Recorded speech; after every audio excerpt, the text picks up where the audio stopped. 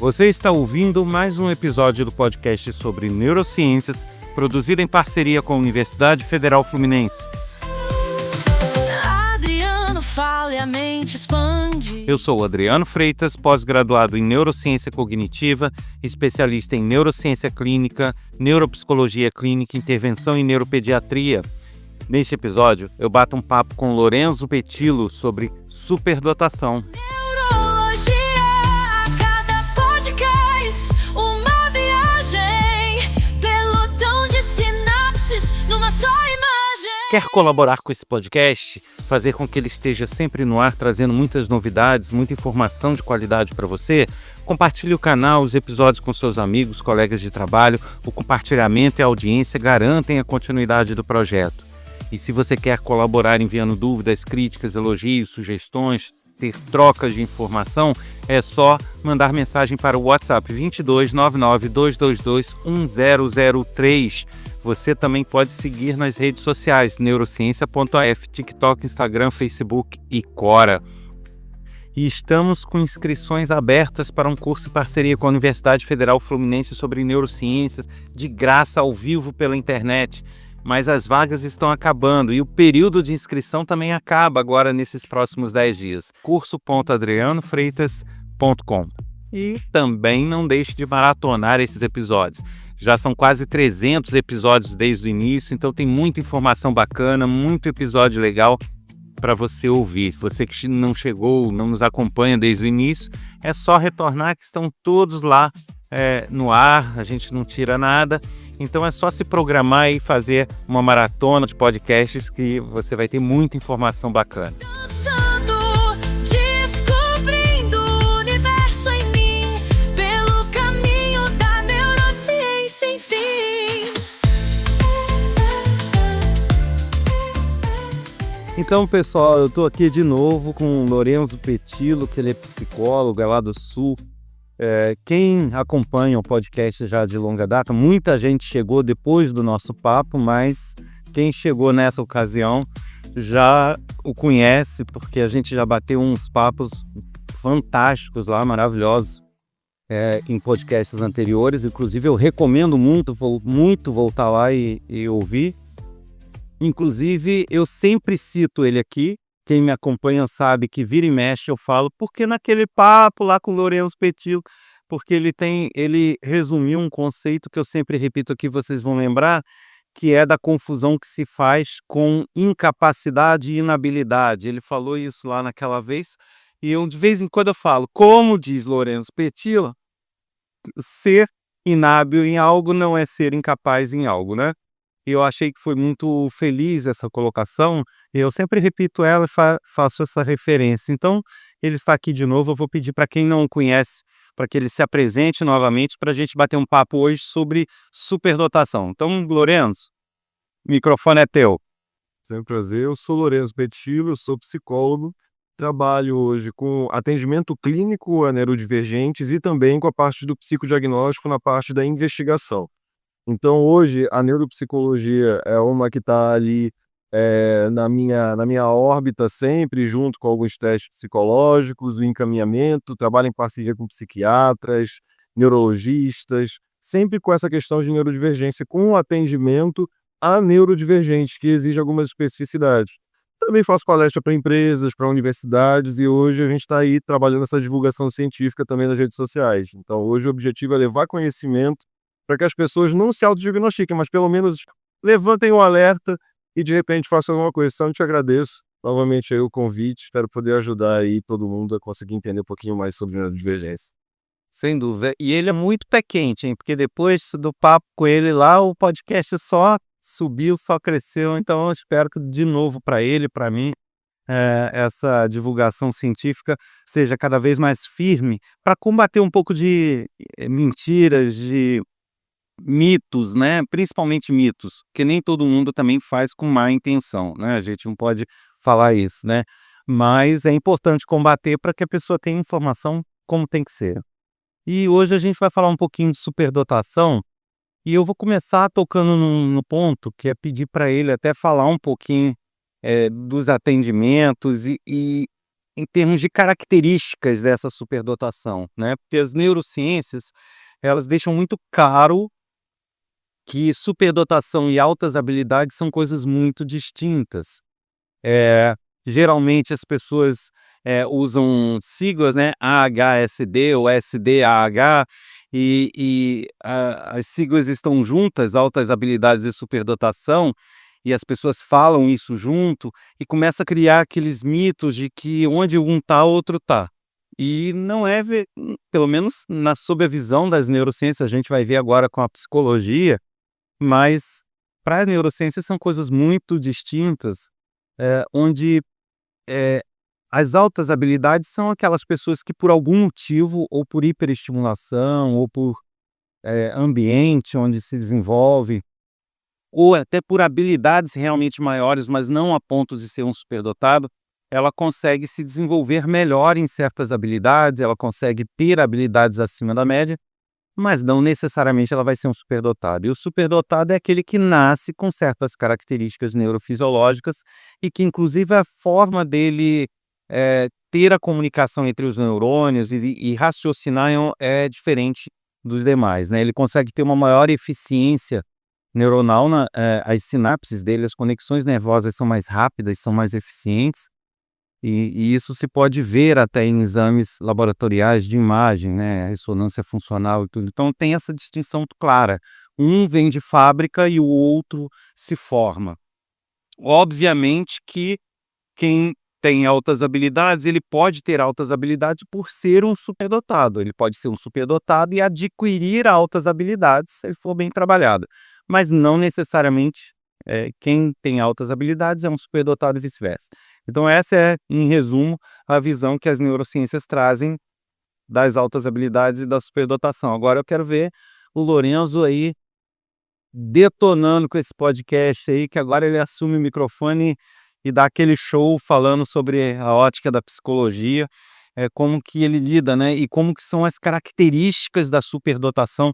Falar um pouquinho das diferenças, mas em específico, ou como o assunto é superdotação, o que que caracteriza de fato, como identifica de fato um superdotado.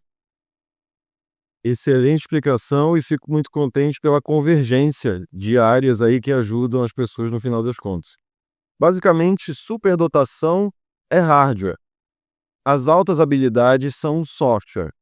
Ou seja, se eu tiver uma máquina, um computador mais potente, eu consigo fazer alguns programas mais pesados rodarem com maior facilidade e os programas mais leves com maior fluidez e maior velocidade. Resumidamente é isso. Se fosse para carros, seria como uma Ferrari com motor superpotente capaz de alcançar 200 km por hora facilmente, porém essa Ferrari estando numa trilha, ela vai pensar que ela está aquém do desenvolvimento que ela poderia ter. Então, muitas vezes, até por questões de mitos, que a gente vai falar muito nesse podcast, a questão do baixo desenvolvimento, do baixo desempenho, pode ser um indicativo da superdotação, tanto quanto o alto desempenho. Porque dependendo do ambiente onde esse superdotado for desenvolvido, ele pode acreditar que ele não tem nenhuma alta habilidade, que ele não tem tendência a nada, mas na verdade é porque o ambiente onde ele se desenvolveu não deixou propício a isso. Então, por exemplo, eu costumo dar um exemplo sobre a Rocinha. Quantos musicistas brilhantes, superdotados, com ouvido absoluto, com uma predisposição biológica, entrando um pouco na tua seara, um córtex pré-frontal um pouco maior e com mais habilidade, uma conexão entre os hemisférios com mais força, com mais neurônios, a questão de dobrinhas do cérebro, o superdotado tem mais, de forma que se esticar dá mais comprido. Então existem características fisiológicas que indicam isso. Então se eu tenho esse jovem, porém se ele nunca pegou num violino, ele nunca tocou um violão, ele nunca pôde pegar um instrumento, eu não vou detectar essa superdotação, ele teria esse cérebro muito predisposto, mas eu não consigo nem detectar, porque o ambiente não pôde deixar que se demonstrasse isso. Então hoje, principalmente quanto à área educacional, e aí a gente acaba entrando até na pedagogia, na neuropsicopedagogia, os professores estão sendo mais qualificados para perceber esses indicadores, que muitas vezes o desinteresse em uma área não é o fato daquele jovem estar desinteressado em uma área, mas muito mais interessado em outra. Então, quando ele não presta atenção na matemática, é porque ele não quer parar de prestar atenção no português, no inglês, nas línguas. Então, ele olha algo que para ele não é tão interessante. E aí o professor confunde o desinteresse do superdotado com desatenção. E daí temos um grande número de pessoas que pensam ser TDAH, vêm para a investigação como TDAH e no final é uma superdotação. Por quê? Ele está focando em algo e querendo desenvolver aquilo. Então, se ele vai desenvolver alta habilidade, depende do ambiente. Mas o que é que normalmente a escola faz às vezes? Se ele tem um alto desempenho em línguas, se ele é excelente em escrever uma redação, mas ele ficou de recuperação em matemática, ou seja, ele vai gastar mais horas no que ele não é bom do que mais horas no que ele tem talento. Trocamos a excelência e o brilhantismo, muitas vezes, pela mediocridade numa área que ele não vai desenvolver. E aí esse cara passa despercebido no sistema educacional. Porque ao invés de olhar no que ele era bom e ver até onde vai esse potencial, eu resolvo dedicar horas àquilo que ele é inapto. Ou melhor dizendo, não tão desenvolvido, quando a gente fala sobre a inabilidade. Então eu prezo pela mediocridade ao invés só do básico. Não, eu quero que ele seja mediano. Não, muitos de nós vão ter nesse super trunfo da vida habilidades mais desenvolvidas e outras menos, de acordo com aquilo que o ambiente nos proporciona. Então, na escola, o superdotado precisa ser detectado. E a gente vai ter oportunidade de falar de outros problemas, porque se ele for detectado, o que eu faço? Porque ele vai pegar as coisas em 5 minutos. E ele vai querer conversar. Então, ele com o TDAH do lado, o TDAH já desistiu de entender muitas vezes. Ele já entendeu de primeiro, ele olhou e viu tão simples, ele, só que eu estudo 5 minutos depois, os dois vão bater papo e os dois passam por desatentos. Sendo que temos um desatento e um desinteressado. Nessa parte de altas habilidades, até para concluir, para não estender muito nesse primeiro momento, eu costumo citar o Ronaldinho Gaúcho e o Oscar Schmidt. Ronaldinho Gaúcho, para mim, é um superdotado espacial padrão. O cara consegue olhar o ambiente, já calculou a velocidade do vento, a velocidade que o atacante, que o zagueiro está vindo, e ele cruza, sem olhar para a bola, porque ele já previu naquela velocidade onde o colega estará. Era absurdo. Sem precisar treinar um décimo de segundo a mais que os colegas, muitas vezes faltando treino. O Oscar tinha um desempenho também acima da média, porém, ao final de cada treino, ele treinava 1000 lances livres, sozinho. Não errava dentro do garrafão. Por quê? Muito treino desenvolveu alta habilidade, sem superdotação. Por quê? Se ele acertasse o número que ele acertava sem precisar treinar mais, eu poderia ter um indicativo de superdotação. Isso eu vejo no Ronaldinho Gaúcho. Ele não precisa treinar mais para ter um desenvolvimento acima. Enquanto os outros, então, se eu tenho uma alta habilidade, necessariamente não tenho uma superdotação. Porém, tendo uma superdotação em um ambiente propício, é muito comum que se desenvolva altas habilidades. Então fica essa na diferenciação à luz da psicologia e do comportamento. Bacana. Mas até uma curiosidade que isso até eu tenho, tá? Eu falo aqui porque eu não sou aquela pessoa que está lá atendendo, nem diagnosticando ou identificando ninguém, né? Inclusive a gente estava conversando aqui sobre esse termo diagnóstico, né? Que eu e outros pesquisadores também utilizam diagnóstico para tudo, porque nada mais é do que uma constatação de algo, né?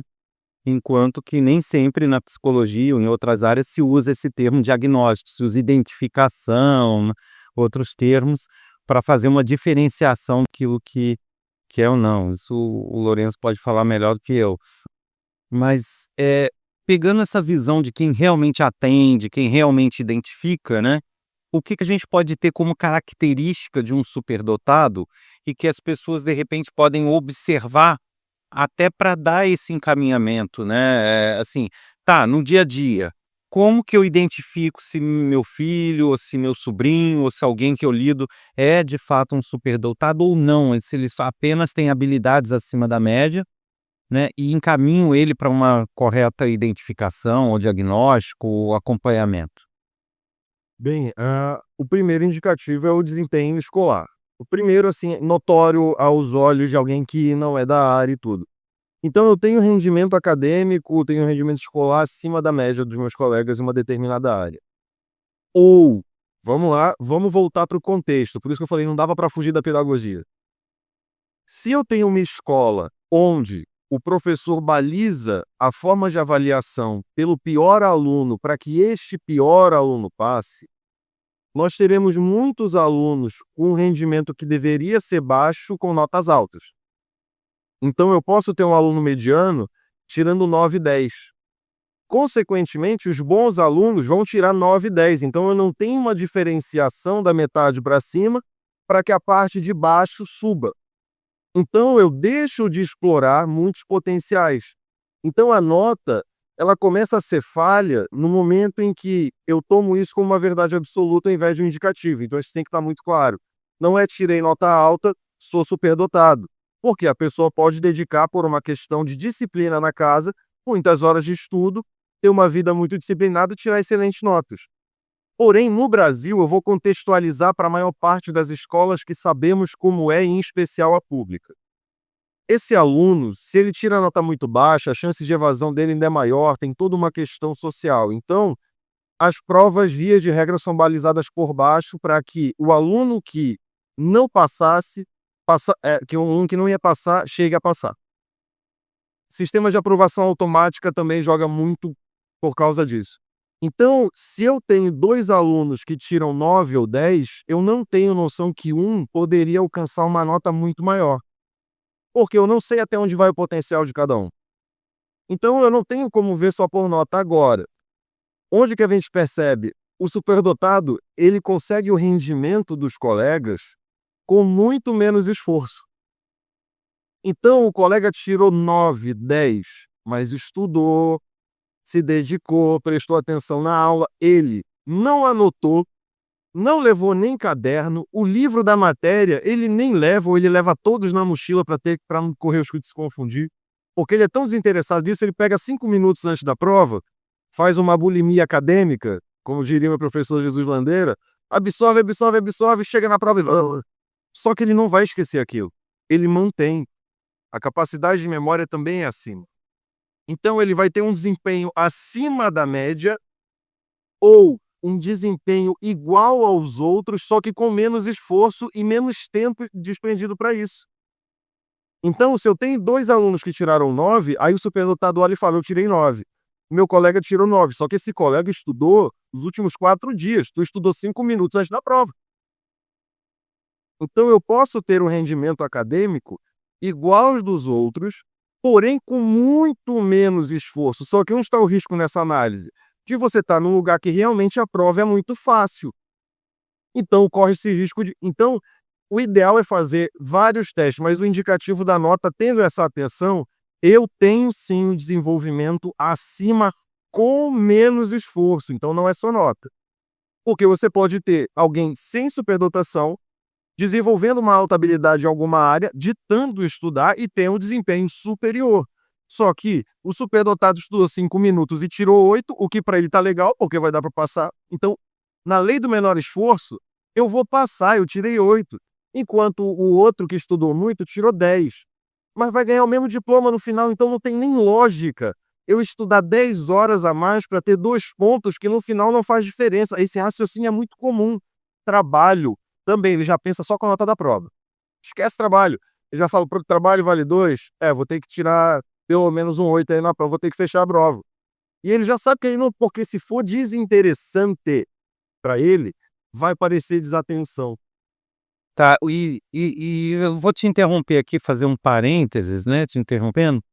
É, uma questão assim que eu não sei se isso ocorre, pode ocorrer também, você tem superdotados, ok, como você falou, que pode se sentir desinteressado por algo ou, sei lá, com pouco ânimo ou até em alguns casos revoltado por estar em algum lugar, algum tipo de escola, justamente porque aquilo para ele se torna monótono demais, em ficar no beabá quando ele já passou desse beabá, né, eu acho que é meio por aí.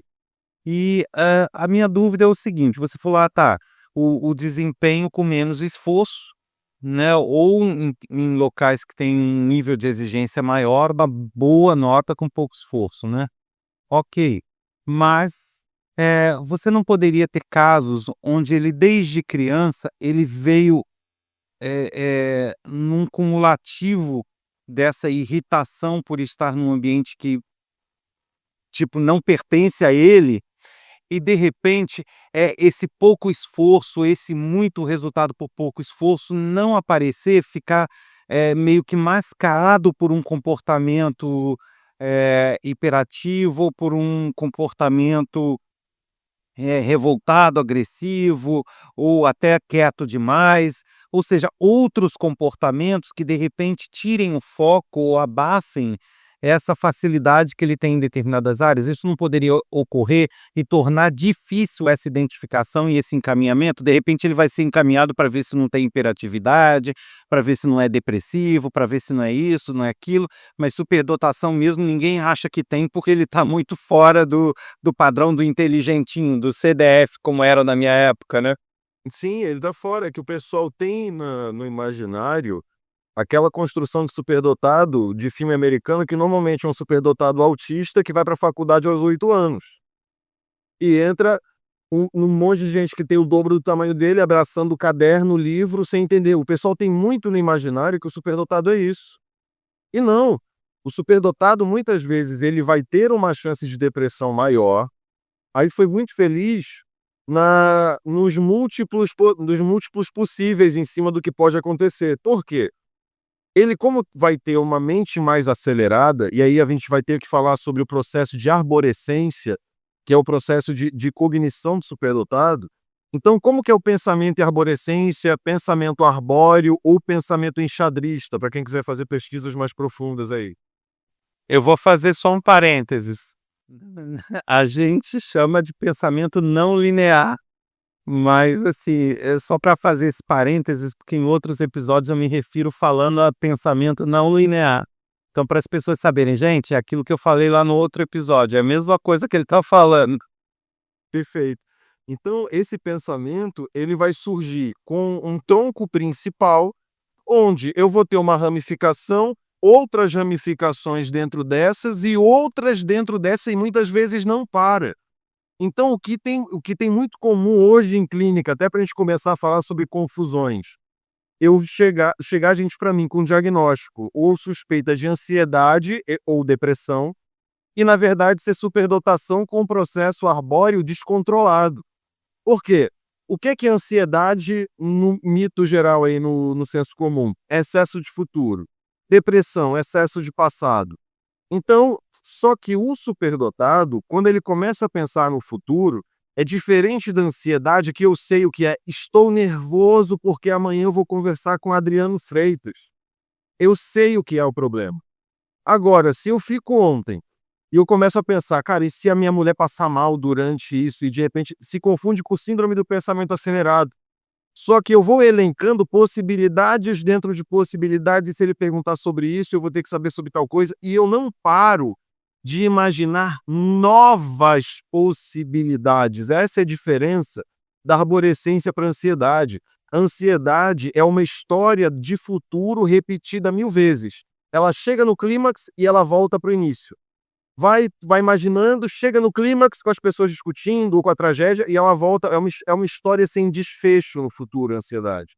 A arborescência, ela é uma história que se inicia e ela começa a ramificar em tantos múltiplos possíveis em cima de catástrofes ou até de coisas boas, que ela exaure cognitivamente, porque o cérebro consome energia pra caramba. Então ela entra num processo que ela pode ficar até depressiva. Porque ao invés de pensar no futuro, na minha entrevista com o Adriano, amanhã eu fico pensando, meu Deus, o que eu poderia ter falado? Eu poderia ter falado tal coisa, o que ele pensou? E a arborescência já funciona também num processo criativo, imaginando as infinitas possibilidades do que aconteceu e do que poderia ser feito, que também não tem fim. Porque o que poderá não tem fim, e o que poderia não tem fim. E essas árvores de pensamento se confundem muitas vezes com o processo de depressão ou de ansiedade. E, na verdade, é superdotação. Sim, inclusive, aí aproveitando esse teu gancho aí, né, te passar uma outra bola aí, porque aí você vai, mais do que ninguém, vai tirar de letra, marcar aquele gol. que é o seguinte, é justamente essa questão, eh, dos outros sintomas ou das outras características, que podem ocorrer em conjunto com a superdotação.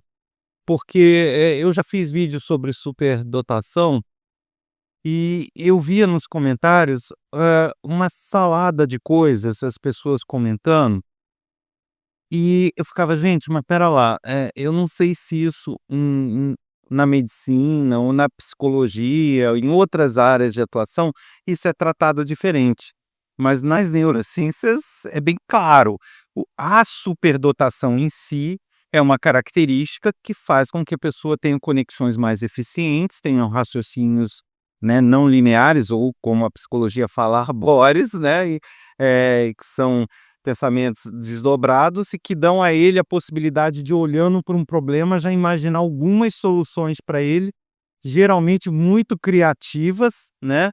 Então, assim, eu diria que um pensamento não linear ou arbóreo, eu vou começar a usar esse termo também, controlado, ou seja, que a pessoa lida bem com isso, ela vai utilizar para soluções do dia a dia, né. Então ela tem um problema, ela vai ter um leque de soluções, às vezes, que ninguém pensaria em fazer, e ela vai pensar, e ela vai chegar: "Não, isso aqui vai dar certo", e vai naquilo que ninguém iria, né. Só que eu vejo, então isso é muito claro para as neurociências. Se você pegar uma pessoa e colocar numa ressonância funcional, que eu deixo claro que não é aquela ressonância magnética que você vai na clínica fazer, eh se você pegar uma ressonância funcional e colocar um superdotado e der um problema para ele resolver, você vai ver um padrão de comunicação entre neurônios muito diferente das pessoas que não são superdotadas. Então, por isso que a gente consegue comprovar que é uma questão neurofisiológica. Mas é isso, a característica, ao mesmo tempo que é complexo, é simples para a neurociência. Tem uma comunicação mais eficiente, tem uma maior velocidade de comunicação neuronal, e com isso gera pensamentos não lineares com soluções para problemas de forma muito efetiva. Ponto. Esta, para a neurociência, são as características básicas de um superdotado. É aí. Agora, um superdotado, ele pode vir a ser uma pessoa depressiva? Sim. Ele pode ser uma pessoa ansiosa? Pode. Ele pode ser uma pessoa que se sente o dia inteiro exausta? Pode. Mas faz parte do quadro, vamos dizer assim, de um superdotado? Para as neurociências, não. O superdotado é um superdotado eficiência, conexão, isso. Agora, as outras coisas, elas podem até vir, pelo fato dele não saber lidar com isso, dele não estar no ambiente adequado, dele não estar sendo estimulado adequadamente, aí pode gerar consequências para ele.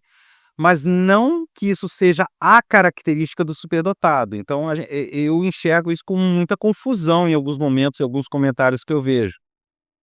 E eu quero saber justamente como que vocês, da psicologia, que estão lá na ponta atendendo, encaram isso. Vocês já consideram: "Ah, isso é tão frequente que a gente já considera que faz parte do quadro", ou não, a gente também lida diferente. É um superdotado, mas que não está sabendo lidar com a superdotação dele, e por isso ele está tendo essas tendências. Como que vocês lidam com isso? Vamos lá, vai depender do mosaico que é a vida dessa pessoa, novamente o ambiente. Se ele cresceu num ambiente onde ele usava essa criatividade para soluções e pela família, pelos professores, ele era impulsionado a pensar numa próxima solução de outra coisa, esse cara vai ser inovador, ele numa empresa vai dar muito certo, que ele vai fazer uma coisa dar certo aqui, ele vai ficar inovando. Se, porém, ele cresceu numa família extremamente crítica, ele é o cara que faz um projeto e ele vai ficar checando esse projeto durante 10.000 anos sem andar a vida procurando onde pode ter uma falha que alguém possa chamar a atenção dele. Então, olha, são dois perfis diferentes onde a arborescência vai ficar trabalhando. No primeiro, pela minha criação, pelo meu desenvolvimento, tudo que eu resolvo, eu sei, eu aprendi como pessoa a largar e procurar onde outra solução se faz necessária. E se precisar de algum ajuste aqui, depois eu faço. Eu, como pessoa, como minha personalidade, tenho isso. Mas o processo de arborescência não para de acontecer, porque é assim que eu penso. Se, porém, eu cresci num ambiente invalidante, onde todos criticavam tudo o que eu fazia, eu tenho uma propensão comportamental da minha personalidade a finalizar um processo que levou 2 horas e passar 20 checando onde alguém pode chamar minha atenção. E isso me impede de avançar de vida. Isso é comum na arborescência também, dentro da superdotação, sendo que esse processo não é exclusivo, tá? A arborescência acontece em bipolares, quando estão entrando em crise, acontece em esquizofrênicos, quando estão entrando em crise, só que no superdotado é full time pensando em várias possibilidades. Ele precisa de mais conhecimento, ele precisa solucionar coisas, porque senão a mente fica fora do compasso que ele quer colocar a vida, então ele acelera. Mas é só para manter um equilíbrio com a velocidade que a mente já funciona. Certo, mas assim, só para deixar claro o meu ponto aqui, né? Eu não sei se aí teremos um ponto de divergência entre áreas ou não. É, como eu falei, a gente considera, bom, o superdotado tem esta característica, ele nasce com esta característica. Se ele vai ser, ficar remoendo aquele projeto sem tocar ele, como você falou, ou se ele vai ter grandes projetos inovadores, vai depender dos estímulos e do ambiente em que ele se desenvolveu, certo? Então, a gente pode dizer que isso é algo que foi feito com a superdotação e não que veio com a superdotação. Tipo, não veio de fábrica ele remoendo isso ou ele sendo inovador. Isso não é uma coisa que vem de fábrica como a superdotação vem. E isso, pelo menos eu estou falando da nossa visão, tá? É assim, não vem de fábrica com ele o fato dele remoer ou não remoer. Isso vai ser uma consequência de como o ambiente lida com ele. Então, a gente não coloca isso como uma característica dele, a gente coloca como um desdobramento do que ele é. Assim, não sei se eu estou sendo muito. Está sendo difícil. Vou até tentar pegar um exemplo aqui para facilitar para as pessoas. Uma pessoa que tem uma doença neurodegenerativa, é uma doença neurológica que vai degenerando, tipo esclerose múltipla, esclerose lateral amiotrófica, Guillain-Barré, CIDP e outras doenças neuromusculares. Ok. É característica da doença ter pressão alta? Não. Se você for ler as pesquisas, não faz parte do quadro de uma doença neurodegenerativa a pessoa ser hipertensa ou ter pressão alta, tá?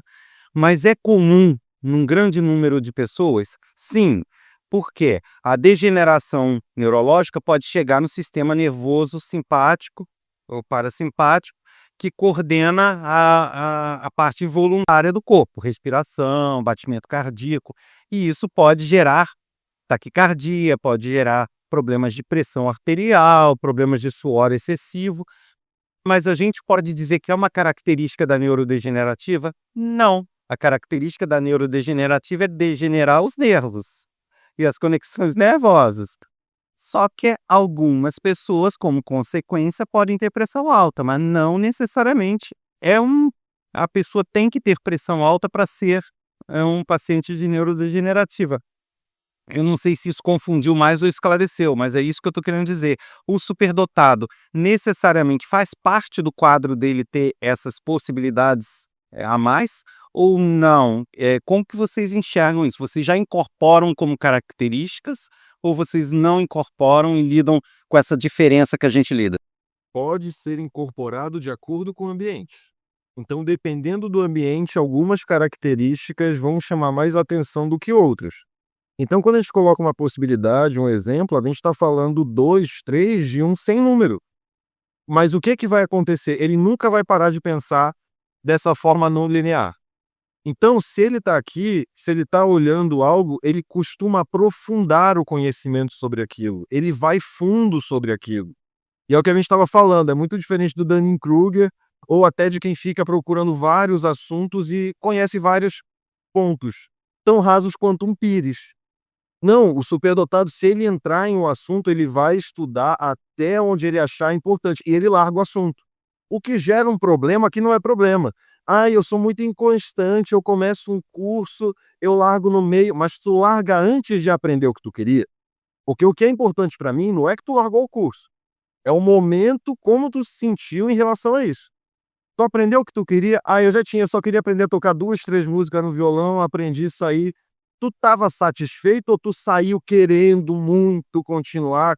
Porque aí te obrigar é diferente. Tem gente que é satisfeito bicando assuntos. Ele sabendo aprofundar o que ele vai trabalhar ou o que é importante, beleza, mas a pessoa se culpa. Mas essa é uma tendência do superdotado, começar várias faculdades, vários cursos e às vezes não concluir, porque ele já absorveu o que ele queria daquilo. Não dá. Aí o pessoal se cobra, eu queria. Cara, tu acha que tem alguém que consegue seguir para sempre o interesse sem largar os outros? Ninguém tem isso de hora. Para você ter um novo hábito, um novo lugar para frequentar, uma nova ação, você tem que largar o anterior. Então é natural a gente largar as coisas. E algumas pessoas vão iniciar coisas em uma velocidade maior do que as outras. Então, larguei o curso de violão depois de 2 meses, mas eu aprendi a tocar as notas que eu queria, eu já sei o básico. O outro largou depois de 2 anos, mas aprendeu esse mesmo básico. Então, eu não posso tomar o tempo, que essa é uma grande falha das pessoas que estão buscando alguma característica para procurar um atendimento. Aí eu passo 2, 3 meses, tá, 2, 3 meses, mas tu absorveu o que uma pessoa absorve em quanto tempo nesses teus 2 meses? Porque a gente coloca muito para tempo o que deveria ser medido em vivência. É como diria Chorão, tudo que é bom dura tempo bastante para se tornar inesquecível. É isso, durou o suficiente para se tornar inesquecível? Ok, porque se eu insistir nisso, pode ser que o que antes me dava prazer passe a me causar incômodo, porque eu não quero mais isso. E o certo seria me obrigar, e isso também levanta um alerta que pode ser uma questão de inconstância e realmente tem um problema em largar coisas. Mas se você larga porque quer, porque de fato tem interesse em outra coisa, vai, não tem nada de errado nisso, mas as pessoas tendem a se culpar ou culpar outras por estarem saindo de algo, trocando de curso, trocando de emprego. Você está mais feliz? É o que importa. Uhum. Então, assim, a gente pode dizer que, eu não vou dizer uma total divergência, mas um pequeno ponto de divergência é esse. Então, vocês dependendo, vocês analisam no comportamento da pessoa situações que são derivadas do superdotado como sendo característica dele. Sim, porque vai estar atrelado à personalidade. Existem condições, tem até pessoa que fala, você não pode patologizar o paciente, eu concordo. Só que existem condições que são da personalidade, ou seja, não são características que vão sair. Elas vão permanecer, podem ser ajustadas, mas a base dessas características, até por serem fisiológicas, elas vão se manter. Então, o pensamento arbóreo se mantém.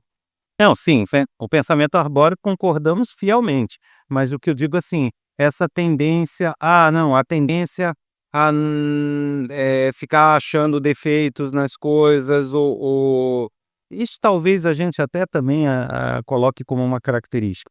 Mas eu digo assim, essa tendência a ser depressivo em alguns casos, isso e aquilo, que são outras coisas. E dependendo da situação, você pode considerar isso como uma característica, um sintoma do superdotado. Sim, sim, mas não necessariamente como da superdotação, porque não vai estar presente dependendo do ambiente. Então, sem o ambiente, eu não coloco como uma característica da superdotação. Até porque ela pode surgir decorrente de outras coisas. Certo. E agora uma outra polêmica aí que surgiu dentre as minhas postagens sobre superdotação, e aí eu quero ver, esse daí eu tenho quase certeza que a gente concorda assim de cima e embaixo do que né? Que é o seguinte, muitas, mas muitas pessoas comentando, eu acho que eu sou superdotado porque eu tenho QI acima de tantos. Aí o outro, eu não sou superdotado porque o especialista que eu fui falou que o meu QI é abaixo de tanto. Ou seja, aquela velha história, a notinha no teste de QI definindo se é ou não um superdotado, né? A minha visão e a visão que eu diria da área que eu estudo é justamente que não, isso não é determinante de forma alguma, né? Que o teste de QI, assim como qualquer outro tipo de teste de forma muito concisa, né, muito rápida, sem uma avaliação ampla, ela não pode ser determinante para você cavar e etiquetar a pessoa como sendo isso ou aquilo. Até porque o teste de QI ele não avalia questões emocionais, ele não avalia como que ele lida com certas situações mais criativas, mais menos exatas, né? Assim, que exijam uma subjetividade muito grande. Então, esse tipo de situação não é muito muito bem mensurada no teste de QI e algumas delas nem são mensuradas, não é nem muito bem, não são. E aí, como que você pode cravar que ele é ou não, se ele pode ser um superdotado com alta propensão a ter questões mais criativas envolvidas, questões mais musicais, ou isso ou aquilo, eh, e você vai cravar isso com um teste de QI que avalia questões lógico-matemático, que avalia, né? Então, assim, do ponto de vista da neurociência, de forma nenhuma isso pode ser critério determinante. Isso pode ser uma pecinha do quebra-cabeça que você vai utilizar como um indicativo ou não, mas não quer dizer que se ele foi mal no teste de QI, ele está descartado que ele é superdotado. E se ele foi bem no teste de QI, não, é certo, ele é um superdotado. Porque eu vi isso muito claramente, as pessoas comentando números, entendeu? Ah, eu não sou superdotado por 10 ou por 5 pontos. Eu falei, gente, como assim? Você deixou de ser superdotado porque não fez 5 pontos a mais? E não é assim. E as pessoas, não, mas o especialista falou, mas aí eu falei, olha, o que você acha de procurar uma segunda opinião? Né? Porque a gente não pode chegar e falar claramente que a gente acha desse tipo de especialista, mas assim, eu falo, ó, procura uma segunda opinião, vai num outro tipo de especialista e vê se ele tem uma outra forma de te avaliar. Porque eu acho que a avaliação ampla, né, é necessária, o dia a dia, a parte criativa, eu acho que, assim, avaliações e isso eu falo para a superdotação, mas eu falo também para o TDA, né, que eu vejo às vezes médicos, às vezes numa consulta de 15 minutos, a pessoa entra lá, 15 minutos sai com Ritalina porque ele tem TDA. Eu falei: "Como que esse médico em 15 minutos, numa consulta rápida, conseguiu avaliar que ele tem TDA?" Aí uma vez eu vi um médico na rede social falando: "Não, porque TDA se avalia em 15 minutos mesmo. É assim, é. Não é assim, não é. É assim, é. É assado, não é." Meia dúzia de perguntas eu consigo saber se ele é TDA ou não e quero ver quem me fale o contrário. Eu olhei para aquele médico e falei: "Gente, eu não consigo acreditar nisso, não consigo levar isso como uma pessoa que segue o que é realmente um conhecimento científico e tal." E aí eu sei que é um assunto que em alguns momentos se torna muito polêmico, mas eu queria a sua opinião sobre isso. É polêmico, eu trabalho em parceria, como eu trabalho com neurodivergente, tem muita gente que toma medicação, se não quase todos, eu acho, tomam medicação. E eu já acabei lidando, obviamente, com gente assim. E o principal ponto, até é uma explicação disso, motivo. Você pode ter um mitomaníaco, você pode ter uma síndrome de Munchausen, chega a gente acompanhado, pode ser uma síndrome de Munchausen por procuração. A pessoa pode estar falando e, na verdade, ela está em um delírio dentro da esquizofrenia ou dentro de um esquizoafetivo ou um bipolar e em surto, que nem todo surto de bipolar é com muita euforia. Então, nós temos muitas possibilidades, além de ele estar mentindo por N fatores. Então, eu não posso garantir em 15 minutos, porque eu não estou fazendo um checklist da revista Capricho. Eu estou fazendo um psicodiagnóstico, que depende, como citado anteriormente na psicologia, que é onde a gente vai diretamente no cérebro. Eu preciso entender o contexto, eu preciso entender a vida. Aí essa pessoa, ela grita muito, ela fala muito alto, desde sempre. Aí tu vai ver ela crescendo numa casa cheia de idoso. Então todo mundo ouvia mal, ela fala alto não por uma disfunção dela, mas pelo ambiente. Então um comportamento mais agressivo, dependendo da família, é o comportamento esperado em uma pessoa saudável. Você tira ela desse ambiente, ela muda. Enquanto outros já são todo eufóricos num ambiente que está todo ok, então vai ter muita questão em cima disso. Agora, na parte de superdotação, principalmente, ele às vezes fica perdido porque essa tentativa de se encaixar, tu falou há pouco do senso de não pertencimento. O superdotado, como eu disse, o senso comum é o jovem de 8 anos que entrou na faculdade e não é. Ele consegue adentrar em vários grupos porque nós temos inteligências. Então, a inteligência verbal, a inteligência interpessoal, intrapessoal, uma pessoa que dispõe dessas inteligências, que no caso a linguística, ela vai conseguir interagir com vários grupos. E aí onde que entra o conflito comum? Aí vem o que eu tenho como indicativo? É da superdotação? Não, eu não posso. Mas sendo superdotado, é comum que aconteça ele falar, cara, onde que eu pertenço?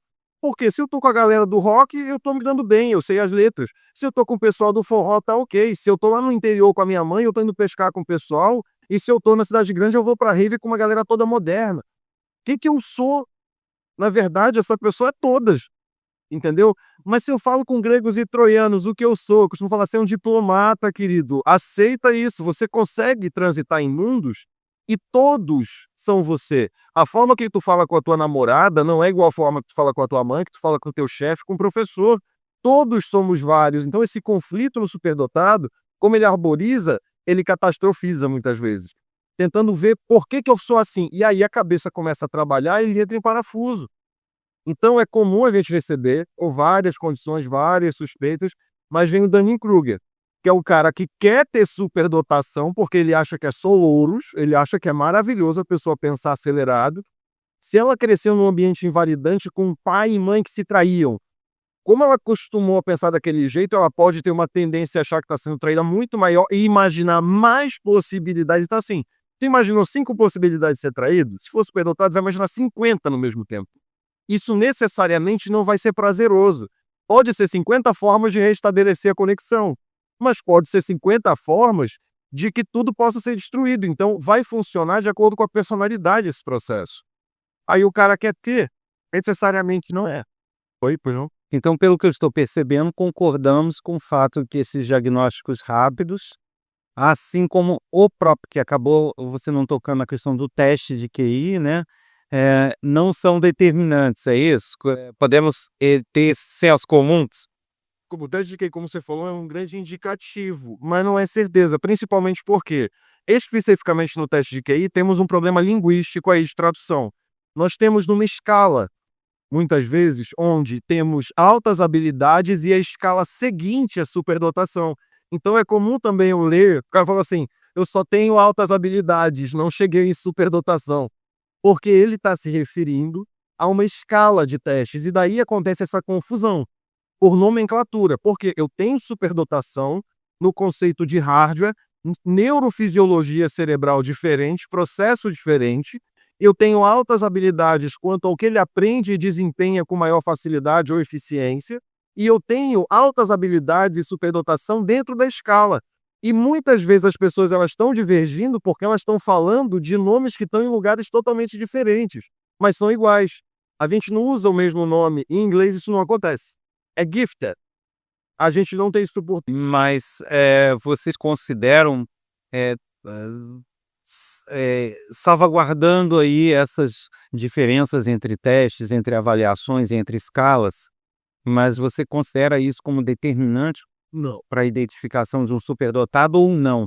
Que outros elementos entrariam nessa avaliação? Porque o ponto crucial é esse, sabe? Eu estou vendo as pessoas matematicamente, e quando eu falo pessoas, infelizmente eu me refiro até a alguns especialistas, não estou falando de psicólogos necessariamente, tá? Eu estou falando de especialistas no geral, com algum título de especialistas, indo lá e cravando que a pessoa é um superdotado pela mera pontuação num teste. E isso eu acho perigosíssimo. E aí eu queria saber a sua opinião sobre este tipo de coisa. Não é, claro, se ele é usado como uma peça do quebra-cabeça, aquilo que eu falei, eu concordo. Agora, daí a basear todo o diagnóstico, né, que no seu caso é a identificação, baseado no número do resultado do teste, eu já fico duvidando um pouco desse especialista. E aí, o que você me diz sobre isso? Eu te dou um abraço e a gente chora junto, porque realmente é isso que acontece. Muitas vezes a pessoa, porque a superdotação ela é uma constatação num diagnóstico. Essa pessoa, ela além desses traços biológicos, vai acabar acarretando algumas coisas na vida. Então não é só se ele tem um desempenho X em um teste, é como é a vida dessa pessoa, como ela pensa sobre as coisas e como ela pratica essas coisas. Então eu não posso ter isso, até porque síndrome do impostor é uma presente na superdotação nos meus casos. Eu não posso bater o martelo. 100%. Superdotado é um cara que você avalia a vida, você percebe, vai na psicoeducação até a hora que ele aprende tanto que ele fala, eu não tenho como negar, realmente é isso aí. Enquanto o Dunning-Kruger, né, o cara que ele vem, ele tá convencido, ele vem convicto, eu sou superdotado. Porque isso, é meio difícil de ser. Normalmente é meio difícil. Quando ele tem muita certeza, agora ele pode vir com muita dúvida. Quando ele vem com muita dúvida, normalmente é. Quando ele vem com muita certeza, pela minha experiência clínica, não é. Eu já pego logo de cara esse primeiro indicativo. Porque o superdotado, ele fica em dor, ele fala, cara, isso explica a minha dor. De eu pensar e eu não me sentir adequado, de eu não saber a quem eu pertenço, de eu pensar demais nessas coisas. Ele vem, será que é? Agora, quando vem, ó, eu tenho certeza que é isso aqui, eu queria só confirmar praticamente contigo, dificilmente, dificilmente. Mas eu tô contigo, não é o suficiente. Eu não teria como, por exemplo, vamos pegar o contexto de duas pessoas com alta inteligência verbal, interpessoal, linguística, etc. Tem o cara do bigodinho e o Churchill. Ambos com uma retórica fenomenal que conseguiram convencer nações a fazer o plano deles. Cada um de um lado. Mas a inteligência deles, como que eu vou avaliar de 100 mil pessoas que têm o poder de mobilização desses dois? Existem testes que eu não tenho como colocar, eu não tenho como mensurar muita coisa. Então eu vou ter que avaliar pelo contexto. Tu conseguiu isso? Com isso aqui de suporte? Cara, tem umas provas que tu pode subentender. Passou nisso aqui sem estudar? Não, beleza, esse concurso aqui é muito difícil. Ah, mas passar no concurso não é superdotação. Mas sem estudar 10 anos sem ver matéria? Peraí. Sim. Assim, agora o papo tá muito bom, tal, mas eu tô olhando aqui o tempo, de novo estouramos muito, né? Como sempre acontece. Então a gente já caminhando para os finalmente, até fazer esse comentário, porque eu fiz essas perguntas tanto do teste de QI quanto das características, porque eu confesso que eu me surpreendi um pouco, eh, porque a minha presença é mais nas plataformas de streaming com esse podcast, né? Eu tenho alguma presença em rede social, mas nada que se compare à sua, por exemplo, né? Não é uma presença, um engajamento da mesma forma. Até pelo tempo, pela disponibilidade a minha disponibilidade, o tempo que eu tenho é direcionado ao podcast, a outros tipos de divulgação, e cada um tem o seu estilo, né? O seu canal de divulgação. Mas eu me surpreendi quando eu fiz um vídeo para o TikTok sobre superdotação. Cara, foi uma coisa assim, os meus vídeos chegam a 15.000, 17.000, sei lá, alguma coisa por aí. Aí eu fiz, alguns mais, alguns menos. Aí de repente eu fiz um de superdotação, cara, já tá chegando a 60.000 e assim, 60.000 e subindo, né. Eh, Aí aquilo já me surpreendeu, falei: "Bom, parece ser um assunto que tá despertando o interesse das pessoas". Só que isso também trouxe muitos comentários ali. E aí foi a minha surpresa, não foi nem tanto pela visualização, porque isso apenas demonstra que tem interesse. Mas a minha surpresa foi ver alguns depoimentos, algumas pessoas que falam: "Gente, ou eu tô muito desinformado, ou tem alguma coisa errada na forma como as pessoas estão lidando". Primeiro porque eu vi algumas pessoas, pela forma como se colocam, mesmo que num texto pequeno de rede social, você percebe que basicamente ela não está com alguma orientação de especialista, ela está se autodeclarando superdotado. Já foi uma surpresa, falei: "Pô, tem tanta gente assim que se acha superdotado sem realmente". Aí algumas eu até perguntava: "Escuta, mas o especialista não te orientou a isso, aquilo?". "Ah, não, mas eu não tenho ido a um especialista ou não consegui ter acesso". "Ah, mas quem que te deu essa informação de que você é? Não seria legal você procurar um profissional e fazer uma avaliação correta?". Eu sempre dou essa orientação, lógico, é o canal, procurar um especialista, né. E nisso eu comecei a ver as pessoas se autodiagnosticando, comecei a ver as pessoas, lidando com números, como eu te falei: "Ah, eu não sou superdotado por 5 pontos". Eu falei: "Pô, meu amigo, como assim que você não é superdotado por 5 pontos? Você quer que eu te dê os 5 para inteirar? Eu te dou". Quase que eu falei isso, entendeu? N Não é assim, existe toda uma característica. O outro: "Ah, é porque o meu médico falou que eu não sou porque eu tirei tanto". Eu falei: "Pô, médico? Qual médico que te disse isso?". Aí eu comecei a ver, inclusive médicos diagnosticando ou descartando diagnósticos de superdotação. Eu falei, como assim, um médico?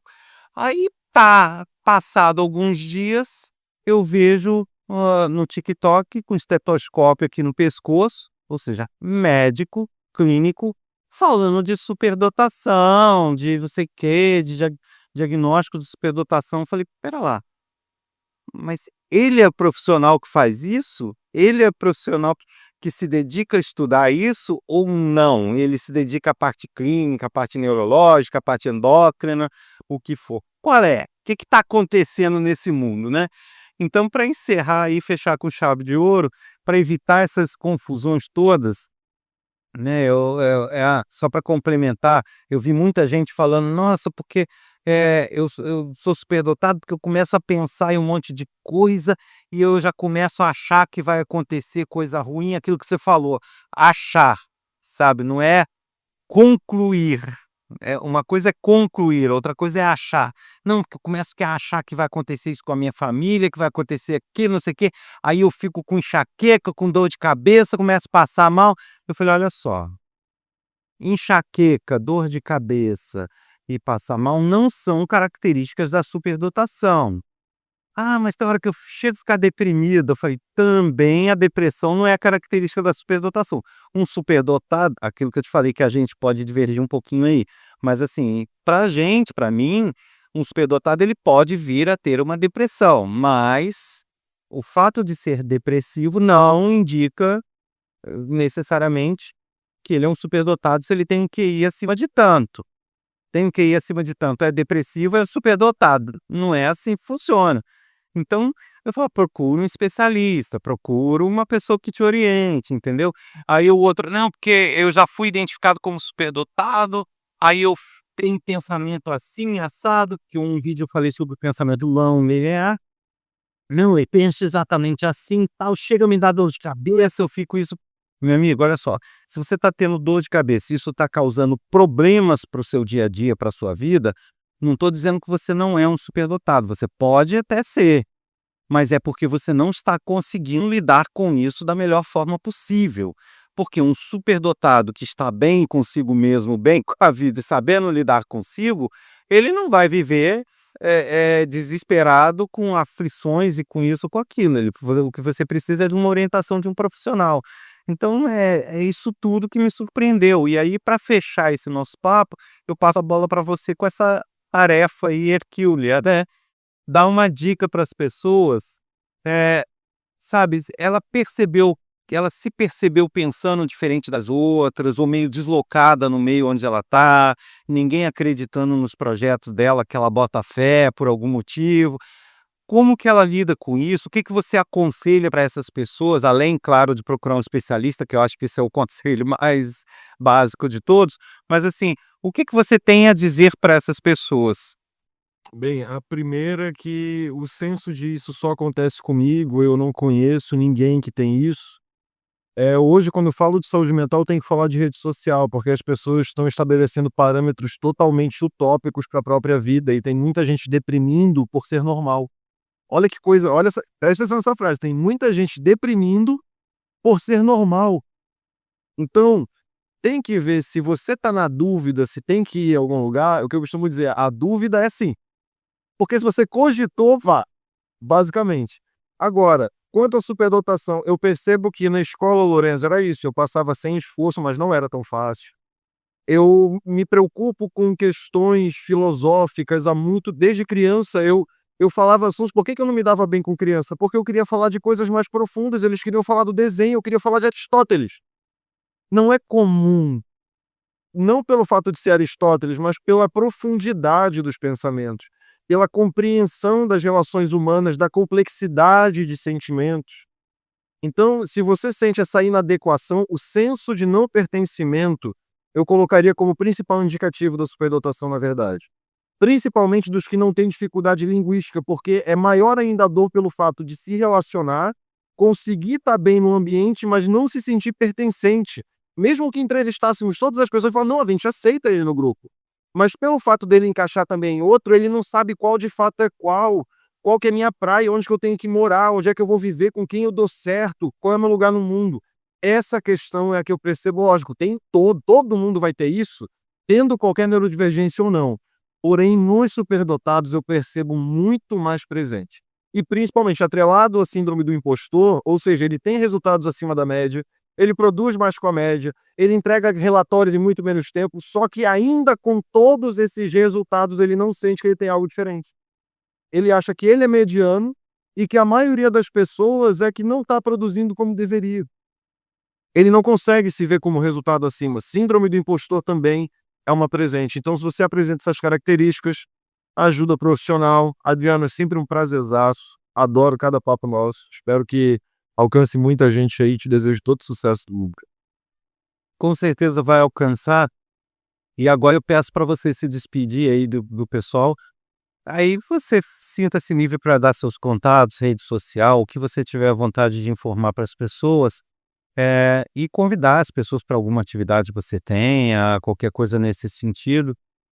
E eu recomendo, né, eu já falei aqui da outra vez, quem estiver precisando de um trabalho sério, de psicologia, né, precisar de uma orientação, precisar de uma identificação de algumas características, ou até diagnósticos mesmo, que busque o Lorenzo, que nesse sentido, a gente até em alguns momentos ali, aquilo que eu falei, um pontinho aqui ou outro de divergência, mas que faz parte de cada característica de cada área, não significa que um invalide o outro, mas que são formas de lidar diferentes, até porque um lida na ponta, o outro não, então são algumas visões, mas que eu diria que até se complementam ao invés de se divergir mais, e em virtude disso, por isso eu recomendo, porque eu vejo muito material em rede social, eu vejo muito especialista falando em rede social, eu vejo muito psicólogos. O Lorenzo não vai poder falar isso por causa que existe uma coisa chamada código de ética, mas ocorre que eu não sigo o código de ética da medicina e muito menos da psicologia, então eu não tenho esse problema. Então eu posso abrir o verbo, largar o verbo, que eu não vou ter problema com isso, salvo, lógico, se eu falar pessoalmente para direcionar a alguém, posso ter um problema. Mas tirando isso, não.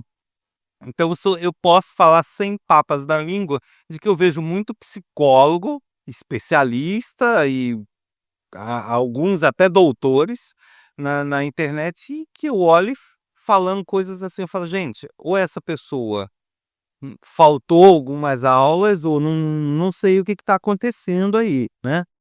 E algumas nitidamente com aquela intenção de ter um engajamento, de ganhar um dinheiro com um curso, com uma palestra, com um seminário, com não vou dizer um tratamento, mas com alguma metodologia qualquer, mas que eu vejo no fundo e falo, pera lá, cara, é só isso, não tem uma coisa mais profunda, né?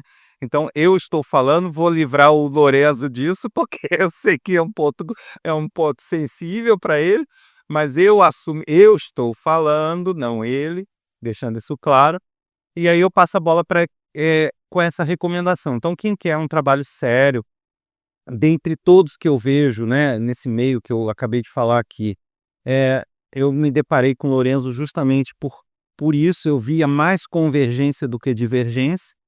Então, nos vídeos que eu acompanhei dele, eu vejo muitos vídeos dele,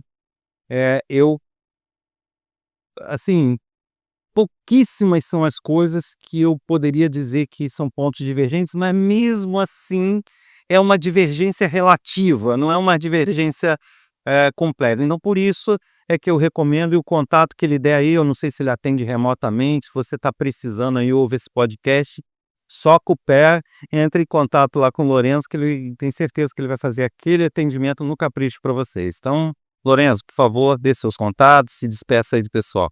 Obrigado.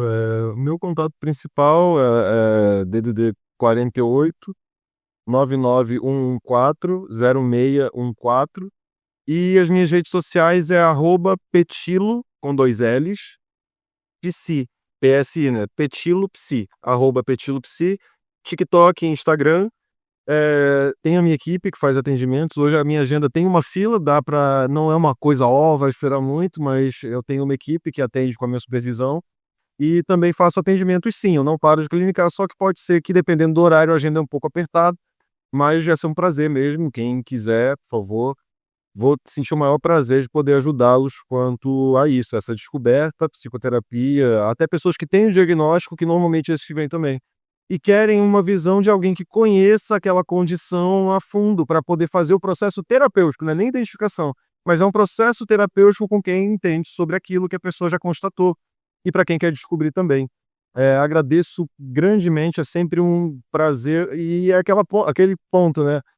A gente são áreas muito novas, psicologia e neurociência é muito nova, toda hora está tendo uma descoberta nova, então é comum um ter uma informação que o outro, e essa troca aqui é o que constrói e alinha tudo. Então eu sempre tenho contato com o pessoal da neurociência justamente para estar alinhado do que está de mais novo, e agradeço muito aí, tenho muito carinho mesmo por esse podcast, pelos nossos anteriores, e novamente aí deixo deixo minha gratidão e desejo todo o sucesso do mundo. E agradeço a quem dedicou um tempo, ainda estourou também. Um beijo, obrigado para quem acompanhou até aqui. A mente é um labirinto sem fim. Em ondas cerebrais eu mergulho assim. Adriano Freitas no comando. Você ouviu mais um episódio do podcast sobre neurociências, produzido em parceria com a Universidade Federal Fluminense. Neste episódio, eu conversei com Lorenzo Petillo sobre superdotação. No próximo episódio, eu sigo o papo conversando sobre outros assuntos bastante interessantes. Então eu te aguardo na semana que vem com mais um episódio. Até lá!